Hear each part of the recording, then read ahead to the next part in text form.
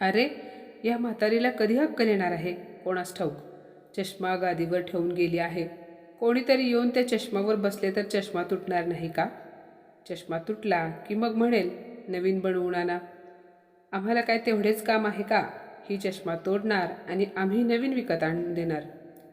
पैसे काय झाडाला लागतात का पाहिजे तेव्हा हात लांब करून तोडायला? सविता आपल्या सासूने चष्मा कॉटवर ठेवला म्हणून खूप बोलत होती. तिचे बोलणे ऐकून तिची सासू सुभद्राताई बाहेरून उठून घरात आल्या आणि पटकन त्यांनी आपला चष्मा उचलून घेतला आणि म्हणाल्या, सुनबाई, माझ्या लक्षातच राहिले नाही ग. मी मगाशी तोंड धुवायला गेले तेव्हा तिथेच चष्मा ठेवून गेले आणि पुन्हा तो घ्यायला विसरले. एवढे बोलून सुभद्राताई त्यांच्या खोलीमध्ये गेल्या. पण सविता मात्र त्यांच्याकडे मोठे डोळे करून रागाने बघत होती. सविताच्या मुलाचे, अमितचे कालच लग्न झाले होते. घरात अजून काही पाहुणे मंडळी होती. तसेच त्यांची नवीन सूनही होती आणि सविता ह्या सर्वांसमोर आपल्या सासूला रागावत होती. तिची नवीन सून रिया हे सर्व ऐकत आणि बघत होती. तिला आपल्या सासूचे आजे सासूबरोबरचे वागणे अजिबात आवडले नव्हते, पण ती काही बोलू शकत नव्हती. तिचा ह्या घरातील पहिलाच दिवस होता आणि जर ती काही बोलली असती तर उगाच रियालाच सर्वांनी वाईट ठरवले असते. सुभद्राताई आणि नारायणराव त्यांच्या गावी राहत होते. आपल्या मुलाचा मुलगा म्हणजे महेशचा मुलगा अमित याच्या लग्नासाठी आजी आजोबा 2-3 दिवस आधीच आले होते. नातवाचे लग्न आनंदाने पार पडले आणि आपली नातसून रिया घरी आल्यामुळे त्यांना खूप आनंद झाला होता. आता लग्न होऊन 1 आठवडा झाला तरीसुद्धा सविताताईंचे सासूसासरे अजूनही त्यांच्या गावी गेले नव्हते. त्यामुळे आता सविताला आपले सासूसासरे खटकायला लागले. पण महेशराव मात्र त्यांचे आईवडील खूप दिवसांनी येऊन राहिल्यामुळे खूप आनंदात होते. रोजच ते त्यांचा वेळ आपल्या आईवडिलांबरोबर घालवायचे आणि हेच सविताला अजिबात आवडत नव्हते. तिला लवकरात लवकर सासूसासऱ्यांना गावी पाठवून द्यायचे होते. त्यामुळे ती सतत तिच्या सासूला खूप बडबड करायची, टोमणे मारायची, पण सुभद्राताई तिच्याकडे अजिबात लक्ष देत नव्हत्या. गप्प बसून आपल्या सुनेचे बोलणे ऐकून घ्यायच्या, पण काही बोलत नव्हत्या. नवीन सून हे सर्व पाहत होती आणि तिला सासूचे असे वागणे अजिबात आवडत नव्हते. एके दिवशी सविता आपल्या पतीला महेशरावांना म्हणाली, आता सासूबाई आणि मामंजींना गावी पाठवून द्या. बरेच दिवस झाले त्यांना इथे येऊन. महेशराव म्हणाले, अगं राहू देत. एकतर माझे आई वडील खूप दिवसातून आले आहेत. जातील त्यांना जेव्हा वाटेल तेव्हा. यावर सविता रागाने म्हणाली, राहिले आहेत की 8-10 दिवस पुरे झाले. आता जाऊ देत त्यांना त्यांच्या घरी. मला एवढ्या लोकांचे जेवण बनवायला त्रास होतो आणि नव्या सुनेला मी आणखी किती त्रास देणार? तिला तरी किती कामे सांगणार? अहो, आपली सून मला काय म्हणेल? सासूने आल्या आल्या मला घरकामात जुंपले. मग तिच्या नजरेत मी स्वतःला उतरवून घेऊ का? महेशराव आपल्या पत्नीचे बोलणे ऐकून शांत बसले. आता ते आपल्या आईवडिलांना कसे सांगणार होते की तुम्ही गावी जा म्हणून? पण तेव्हा त्या दोघा नवरा बायकोंचे बोलणे सुभद्राताई ऐकत उभ्या होत्या आणि त्यांना हे सर्व ऐकून खूप दुःख वाटले. त्या मनात म्हणाल्या, नातवाच्या लग्नाला तर आलो होतो आम्ही तर जाणारच आहोत, पण मुलाचे घर आहे म्हणून त्याच्याकडे काही दिवस राहिलो म्हणून आम्ही काय पाप केले का? खोलीत जाऊन सुभद्राताई आपल्या पतीला नारायणरावांना म्हणाल्या, अहो, खूप दिवस झाले आपल्याला येऊन. आता आपल्याला गावी जाण्यासाठी निघायला हवे. तेव्हा नारायणराव म्हणाले, अगं, गावी जाण्याची एवढी का घाई करतेस? आता लग्नाच्या निमित्ताने आलो आहोतच तर राहू आणखी 4-5 दिवस. हे देखील आपलेच घर आहे ना? पण सुभद्राताई काही ऐकायला तयार नव्हत्या.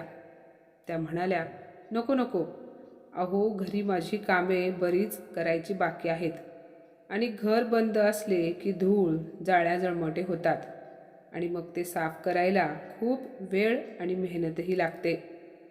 असे बोलत त्या आपल्या सामानाची बांधाबांध करायला लागतात. आता त्यांना एक क्षणही मुलाच्या घरी राहावेसे वाटत नव्हते. जेव्हा नारायणराव आपल्या आईबाबांच्या खोलीत येतात तेव्हा सुभद्राताई मुलाला म्हणतात, नारायणा, आम्ही उद्या सकाळी गावाला जाणार आहोत. आईचे बोलणे ऐकून महेशराव उदास होतात आणि म्हणतात, आई, अगं तुम्ही आणखी 4-5 दिवस तरी थांबा ना. तेवढ्यात सुभद्राताई म्हणतात, नको बाळा, अरे घरी खूप कामे करायची बाकी आहेत. आम्ही पुन्हा कधीतरी नक्की येऊ आणि येणे जाणे तर होतच राहील. असे बोलल्यावर महेशराव उदास होऊन ठीक आहे असे म्हणतात. जेव्हा सकाळी सुभद्राताई आणि नारायणराव जायला निघतात तेव्हा महेशराव आपल्या आईबाबांना काही पैसे देण्यासाठी खिशात हात घालतात. तेव्हा सविता नवऱ्याकडे रागाने पाहत असते. मग बायकोकडे पाहून ते खिशातून हात बाहेर काढतात आणि आईबाबांना पैसे देत नाहीत. सुभद्राताई जाताना नातवाला आणि नातसुनेला भेटून खूप आशीर्वाद देतात. रिया आजी आजोबा गावी चालले म्हणून खूप नाराज असते. त्यांनी गावी जाऊ नये, इथेच राहावे असे तिला वाटत होते. जोपर्यंत आजी आजोबा घरात होते त्यांच्यामुळे घराला शोभा होती. जड अंतःकरणाने सुभद्राताई आणि नारायणराव गावी येतात आणि आल्याबरोबर सुभद्राताई त्यांच्या कामाला लागतात. दिवस सरत होते आणि आता रियाच्या लग्नाला बरेच महिने झाले होते. रिया स्वभावाने नम्र आणि संस्कारी मुलगी होती. मोठ्यांचा आदर करणे, घरात एकोपा ठेवणे आणि तिच्या ह्याच स्वभावाने तिचे सासूसासरे तिच्यावर खूप प्रेम करत होते. रियाला ते सून नाही तर मुलीप्रमाणे वागवत होते. लग्नानंतर 1 वर्षाने रियाने एका गोंडस मुलाला जन्म दिला, ज्याचे नाव त्यांनी अर्जुन ठेवले. अर्जुन सर्वांचा लाडका होता. अर्जुनच्या नामकरणादिवशी त्यांनी खूप मोठा कार्यक्रम ठेवला. सुभद्राताई आणि नारायणराव देखील बारशाला आले होते. आजूबाजूचे शेजारी, नातेवाईक, मित्रमंडळी ह्यांना देखील आमंत्रण दिले गेले होते. नामकरणाचा कार्यक्रम आनंदाने पार पडला. सर्वांनी अर्जुनला खूप सारे आशीर्वाद दिले. पणजी आजी आणि आजोबा तर आपल्या पणतूला पाहून खूप खुश झाले होते. पणतू आल्यामुळे ते दोघेही स्वतःला खूप नशीबवान समजत होते. कार्यक्रम संपल्यानंतर सर्व मंडळी आपल्या आपल्या घरी गेली, पण सुभद्राताई आणि नारायणराव तिथेच थांबले होते. महेशराव आपले आईवडील आल्यामुळे खूप आनंदात होते, पण सविता मात्र नेहमीप्रमाणे रागात होती. तिला तिचे सासूसासरे खूप खटकत होते. तिला कधी एकदा सासूसासरे त्यांच्या गावी जातील असे वाटत असायचे. सकाळची वेळ होती. सुभद्राताई अंघोळ वगैरे आटोपून पूजा करायला बसल्या. सविता नाश्त्याच्या तयारीला लागली होती. रिया देखील सासूला मदत करण्यासाठी किचनमध्ये आली. सविताने चहा बनवला आणि चहामध्ये नाममात्र दूध घातले आणि तो बेकार काळा चहा रियाच्या हातात देत म्हणाली, सुनबाई, हा चहा सासूबाई आणि मामंजींना नेऊन दे. चहाकडे पाहून रियाला विचित्र वाटले. ती मनात म्हणाली, आजपर्यंत घरात असा चहा कोणालाही दिला नाही, मग आजी आजोबांना आईंनी असा चहा का दिला? पण तेव्हा रिया काहीही न बोलता तो चहा आजी आजोबांना नेऊन देते. पण तिचे मन खूप दुःखी होते, कारण तिला असे वाटत होते की जे आपण खातो तेच घरातील सर्वांना भेदभाव न करता खायला दिले गेले पाहिजे. जे आपण खात नाही मग ते इतरांना तरी का द्यायचे? काही दिवसांनी सविता आपल्या सासूसोबत पूर्वीप्रमाणे वागायला सुरुवात करते, पण रिया आपल्या सासूचे वागणे लक्षपूर्वक पाहत असते. मागच्या वेळी आजी आजोबा आले होते तेव्हा रिया नवी नवरी होती, त्यामुळे ती काही बोलू शकली नव्हती. तिला जास्त काही ठाऊकही नव्हते, पण आता रियाला सर्व काही समजले होते. सविता रियासमोरच सासू सासऱ्यांना गावी पाठवण्याबद्दल बोलत होती. महेशराव म्हणायचे, माझे आई बाबा खूप दिवसातून आले आहेत, राहू देत आणखी 1-4-8 दिवस. पण सविता मात्र काही ऐकून घ्यायला तयार नसते.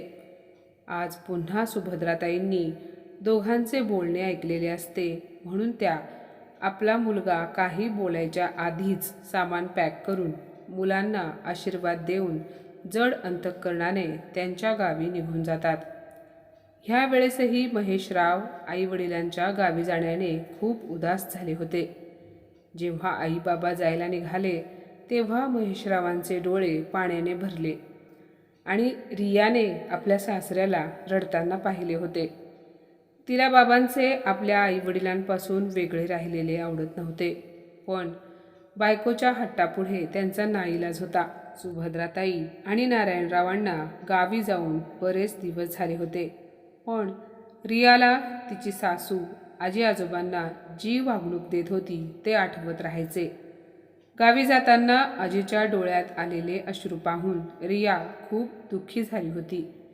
रियाचे आपल्या सासू सासऱ्यांबरोबरचे वागणे चांगले होते, पण काही दिवसांपासून तिचा स्वभाव खूप बदलला होता आणि हा स्वभावातला बदल फक्त सवितासाठीच होता. इतर लोकांबरोबर ती पूर्वीसारखीच वागत होती. जेव्हा सविता तिला काही बोलायची किंवा काही समजावण्याचा प्रयत्न करायची तेव्हा रिया सासूला मध्येच थांबवायची आणि स्वतःला जे हवे तेच करायची. ती प्रत्येक गोष्टीत स्वतःची मनमानी करत होती. सुरुवातीला सविताने तिच्याकडे दुर्लक्ष केले. एके दिवशी सविताने रियाला चहा बनवायला सांगितले. तेव्हा रियाने सासूला काळा चहा आणि सासऱ्याला आणि नवऱ्याला दूध घालून केलेला चहा दिला. सविता म्हणाली, अगं तू मला असा हा काळा चहा का दिला? तेव्हा रिया म्हणाली, अहो आई, कधीतरी तुम्ही पण आजी आजोबांना देताना तसा चहा पिऊन बघावा असे मला वाटले, म्हणून मी मुद्दाम तुम्हाला असा काळा चहा दिला. आता मात्र रियाचे वागणे सविताच्या लक्षात येऊ लागले. आज तर रियाने सासूला ती अमितसोबत वेगळे राहणार असल्याचे सांगितले. हे ऐकून सविता घाबरली. ती आपल्या सुनेला समजावण्याचा प्रयत्न करत होती, कारण तिला आपल्या एकुलत्या एका मुलापासून दूर राहायचे नव्हते आणि ह्यामुळे सविताला आपल्या सुनेचे हे वेगळे रूप पाहायला मिळाले. तिने स्वप्नात देखील असा विचार केला नव्हता की रिया तिच्यासोबत असे काही वागेल. सविता रियाला म्हणाली, सुनबाई, तू हे काही बरोबर करत नाहीस. तू एका आईला तिच्या मुलापासून वेगळे कशी करू शकतेस? मी त्याला जन्म दिला आहे आणि तू काल परवा आलेली मुलगी माझ्या मुलाला आमच्यापासून वेगळे राहण्याचे बोलत आहेस. आमच्या मुलाला आमच्यापासून तोडत आहेस. सून म्हणाली, तुमचा मुलगा आता तुमच्यापासून वेगळा राहणार आहे म्हणून तुम्हाला वाईट वाटते, म्हणून मला असे बोलत आहात. मग तेव्हा तुमची ममता कुठे गेली होती जेव्हा तुम्ही एका आईला तिच्या मुलापासून वेगळे करत होतात? तेव्हा तुम्हाला एकदाही असे वाटले नाही का त्या आईला किंवा मुलाला एकमेकांपासून दूर राहून किती वाईट वाटत असेल? आई आणि मुलाला वेगळे करून तुम्हाला आनंद मिळत असेल तर मग मला का नाही? मला माफ करा सासूबाई, पण मी आता माझा वेगळे राहण्याचा निर्णय बदलणार नाही. सुनेचे बोलणे ऐकून सासू रडायला लागली. तेव्हा सून म्हणाली, हे बघा आई, हे अश्रू कोणाला तरी जाऊन दाखवा. खूप सहन केले तुमचे, पण आता नाही. असे बोलून रिया तिच्या खोलीत निघून गेली आणि सविता मात्र अवाक होऊन सुनेकडे पाहत राहिली. पण सविताने काही हार मानली नाही. ती पुन्हा सुनेच्या खोलीत जाऊन म्हणाली, हे बघ सुनबाई, मला काय बोलायचे आहे ते समजून घेण्याचा प्रयत्न कर. तू हे जे काही करत आहेस ना ते बरोबर नाही. तू खूप चुकीचे वागत आहेस. एक लक्षात ठेव, तू ही एका मुलाची आई आहेस. उद्या जर तुझा मुलगा मोठा झाल्यावर त्याच्या बायकोचे ऐकून तुझ्यापासून दूर गेला तर मग तुला कसे वाटेल सांग? मला ठाऊक आहे तुझे अर्जुनवर खूप प्रेम आहे, आणि तू त्याच्याशिवाय 1 मिनिटही दूर राहू शकत नाहीस. मग मी कसे माझ्या मुलापासून दूर राहू शकते? हे सर्व बोलत असताना सविताच्या डोळ्यात पाणी येते. रिया म्हणाली, हेच तर तुम्हालाही समजायला हवे. पण सासूच्या डोळ्यातील पाणी पाहून रिया सासूला शांत करत म्हणाली, आई, मी तुम्हाला रडताना पाहू शकत नाही, कारण तुम्ही माझ्या आई आहात. त्यामुळे मी असे काही काम करणार नाही ज्यामुळे तुम्हाला त्रास आणि दुःख होईल. पण आई, एक लक्षात असू द्या, ज्याप्रमाणे तुमचे तुमच्या मुलावर प्रेम आहे, माया आहे, त्याचप्रमाणे आजीचे देखील बाबांवर प्रेम आणि माया आहे. मग तुम्ही त्या मायलेकरांना एकमेकांपासून का दूर केले? बाबा जेव्हा त्यांच्या आईसाठी काहीतरी करायला जातात तेव्हा तुम्ही काहीही बहाणा बनवून त्यांना अडवता किंवा नकार देता. मग आई, मला सांगा बघू, तुम्ही जे वागता ते चूक आहे की बरोबर? माफ करा आई, पण तुम्ही खूप स्वार्थी निघालात. तुम्ही फक्त स्वतःपुरता विचार करता. तुम्हालाच मुलाचे, सुनेचे, पतीचे, नातवाचे प्रेम हवे. मग आजीला का नको? तेव्हा सविता म्हणाली, अमितचे शिक्षण आणि त्याच्या उज्ज्वल भविष्याचा विचार करून मला हे सर्व करावे लागले. माझे सासू सासरे गावी राहतात. त्यांना शहरातील लोकांचे राहणीमान, इथले वातावरण वगैरे आवडत नव्हते. त्यामुळे ते स्वतःहून आमच्यापासून दूर राहतात. तेव्हा रिया म्हणाली, मग सासूबाई, मीही बरोबरच वागत आहे, कारण आता मलाही तुमच्यासोबत राहण्याची इच्छा नाही. तसे तर मला पण तुमचा स्वभाव आवडत नाही. रियाचे बोलणे ऐकून सविताला तिचे जुने दिवस आठवले. तिला आठवले की महेशरावांनी तिला अनेकदा सांगितले तरीसुद्धा तिने हट्ट करून शहरात घर घ्यायला लावले. इथंपर्यंत ठीक होते, पण जेव्हा महेश म्हणाले की माझे आईवडील देखील आपल्यासोबत शहरात राहतील, तेव्हा सविताला हे काही पटले नाही. पण नवऱ्याच्या इच्छेखातर तिने सासू सासऱ्यांना नवीन घरात ठेवून घेतले. पण त्यांचे इथे राहणे तिला अजिबात आवडत नव्हते. तिला शहरात आल्यावर बाहेर फिरायला, मैत्रिणींबरोबर सिनेमाला जायला आवडायचे. पण तिच्या सासू सासऱ्यांना तिचे दररोजचे असे वागणे काही पटत नव्हते. मग ह्याच गोष्टींचे विनाकारण भांडवल करून सविता सासूबरोबर भांडण करू लागली. राईचा पर्वत बनवू लागली. सविता एके दिवशी म्हणाली, माझा संसार जेव्हा उद्ध्वस्त होईल तेव्हा तुम्ही या घरातून बाहेर जाणार आहात का? आणि तिच्या अशा बोलण्यामुळेच तिच्या सासू सासऱ्यांनी गावी जाऊन राहण्याचा निर्णय घेतला. सुरुवातीला महेशराव आईवडिलांना भेटण्यासाठी गावी जात होते. पण जेव्हा सविताला समजले की गावी गेल्यानंतर महेशराव आईवडिलांना पैसे देखील देतात, तेव्हा मात्र त्या दोघा नवरा बायकोंमध्ये वाद सुरू झाले आणि तेव्हापासून त्यांचे गावी येणे जाणे बंद झाले. हे सर्व जसेच्या तसे सविताच्या डोळ्यासमोर येत होते. तेव्हा अचानक रिया म्हणाली, आई, तुम्ही आता तुमच्या खोलीत जाऊन आराम करा. तेव्हा रियाचे शब्द कानावर पडताच सविता भानावर आली आणि गुपचूप आपल्या खोलीत निघून गेली. महेशचे आपल्या आईवडिलांवर असलेले प्रेम सविताला समजले नाही, पण रियाने आपल्या सासऱ्याचे मन ओळखले होते. जेव्हा ही ती काही चांगले बनवायची तेव्हा महेशराव त्याची तुलना आपल्या आईशी करायचे. तिचे कौतुकही करायचे. बोलताना नेहमी आपल्या आईबद्दल बोलायचे. नेहमी आनंदाच्या क्षणी आपल्या आईची आठवण आवर्जून काढायचे. पण आईवडिलांना इकडे शहरात काही दिवस राहण्यासाठी घेऊन यावे असे ते कधीच बोलत नव्हते, कारण त्यांना सविताचा स्वभाव ठाऊक होता. त्यामुळे गप्प असायचे. तिकडे आता सविताला आपल्या सुनेच्या बोलण्याने स्वतः केलेल्या चुकीची जाणीव झाली होती. त्यांना रियाचे बोलणे आठवले की राहून राहून जुन्या गोष्टी आठवायच्या. आज तिची सून तिच्याबरोबर अगदी तसेच वागत होती ज्याप्रमाणे ती आपल्या सासूसोबत वागली होती.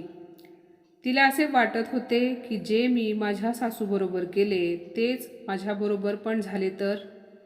तिच्या डोळ्यात मुलगा आणि सून त्यांच्यापासून दूर जाणार असल्याचे दुःख स्पष्ट दिसत होते. तेव्हा रिया आपल्या सासूजवळ बसली आणि म्हणाली, आई, एक सांगू? तुमचे तुमच्या मुलावर असणारे प्रेम हे आजीच्या प्रेमापेक्षा वेगळे नाही. ज्याप्रमाणे तुम्ही आई आहात, अगदी त्याचप्रमाणे आजी देखील त्यांच्या मुलाची आई आहे. आणि आता तुम्हाला जाणवत आहे की एका आईला मुलापासून वेगळे राहण्याचे दुःख काय असते. आज मी जर हे पाऊल उचलले असते तर बहुतेक तुम्ही मला माफ केले नसते, पण आजींनी तर तुमच्याकडे कधीच तक्रार केली नाही, कारण त्यांनी नेहमी तुमच्या आनंदातच त्यांचा आनंद शोधला. त्यांना मुलगा, सून, नातू, नातसून, पणतू एवढे मोठे कुटुंब असताना एकटेपणाचे दुःख भोगावे लागते आहे. आई, विचार करा, तुम्ही जेव्हा त्यांना त्यांच्या मुलापासून दूर केले तेव्हा त्यांच्या जीवाला काय वाटले असेल. सविता रडत म्हणाली, मला ठाऊक आहे, माझ्याकडून खूप मोठी चूक झाली. आता मी भूतकाळ तर बदलू शकत नाही, पण तो सुधारण्याचा प्रयत्न मी नक्की करेन. रिया बेटा, तू माझे डोळे उघडलेस, माझी चूक माझ्या लक्षात आणून दिली. तुझ्यासारखी सून मिळाली, मी धन्य झाले. जिला एवढ्या लहान वयातही नाते कसे जपायचे ह्याचे ज्ञान आहे, जे मला मी तुझी सासू असूनही नाही. मी तुझ्यासमोर खूप लहान पडले, असे बोलून सासूने सुनेला घट्ट मिठी मारली. रिया म्हणाली, आई, तुम्ही लहान नाहीत तर तुमचे विचार लहान होते. सविता म्हणाली, आजच मी अमितला सांगून सासूबाई आणि मामंजींना आपल्याकडे बोलावून घेते. सविताचे बोलणे ऐकून महेशराव, जे बाहेर उभे राहून दोघींचे बोलणे ऐकत होते, ते आत आले आणि त्यांनी सविताचे अश्रू पुसले आणि म्हणाले, चला, शेवटी तुला तुझी चूक समजली. सविताने आपल्या पतीचीही माफी मागितली आणि आपल्या सासूला घरी घेऊन यायला सांगितले. दुसऱ्याच दिवशी अमित आजी आजोबांकडे गेला आणि आईने तुम्हा दोघांना बोलावले आहे असे सांगून तो त्यांना सोबत घेऊन आला. सविताचे सासू सासरे चकित झाले. त्यांना काही समजायच्या आत सविताने पाय धरून सासू सासऱ्यांची माफी मागितली. ती म्हणाली, सासूबाई, मामंजी, मला माफ करा. मी तुम्हाला तुमच्या मुलापासून वेगळे करण्याचे पाप केले होते, ज्याची शिक्षा मला मिळता मिळता राहिली. आज मला माझ्या सुनेमुळे समजले की आईला मुलापासून वेगळे करण्याचे दुःख काय असते. मला माफ करा. तेव्हा सुभद्राताई सुनेला म्हणाल्या, ज्या चुकीची तुला जाणीव झाली मग ती चूक राहत नाही. मी तुला माफ केले आहे सुनबाई. नारायणरावांनी देखील सुनेच्या डोक्यावर हात ठेवला. तेव्हा दूर उभ्या असलेल्या नातसुनेला आजी सासूने जवळ बोलावले आणि तिला घट्ट मिठी मारली. महेशराव म्हणाले, आम्ही धन्य झालो बाळा. आजच्या जमान्यात आम्हाला तुझ्यासारखी सून मिळाली. जिथे आजकालच्या सुना घर मोडायचे काम करतात, तिथे आज तू घर जोडण्याचे काम केले आहेस. आजी आजोबांनी नातसुनेला खूप आशीर्वाद दिले. काही वेळाने दोन्ही सासू सुना किचनमध्ये गेल्या आणि जेवणाची तयारी करू लागल्या. सुनेला आणि नातसुनेला पाहून सुभद्राताई खुश झाल्या. एका नव्या मुलीने त्यांचे विभक्त झालेले कुटुंब एक केले होते. मित्रांनो, जर सर्व मुली असा विचार करून सासरी गेल्या तर खूप घरे विभक्त होण्यापासून वाचतील. जी मजा एकत्र कुटुंब पद्धतीत राहण्यात आहे ती विभक्त होऊन राहण्यात नसते. बरोबर ना? तुम्हाला काय वाटते ते कमेंटमध्ये नक्की सांगा. तर माझ्या मित्रमैत्रिणींनो, आजची ही कथा तुम्हाला कशी वाटली कमेंटमध्ये नक्की सांगा. आणि अशाच नवनवीन कथा ऐकण्यासाठी प्रज्ञा मराठी स्टोरीजला नक्की सबस्क्राईब करा. धन्यवाद.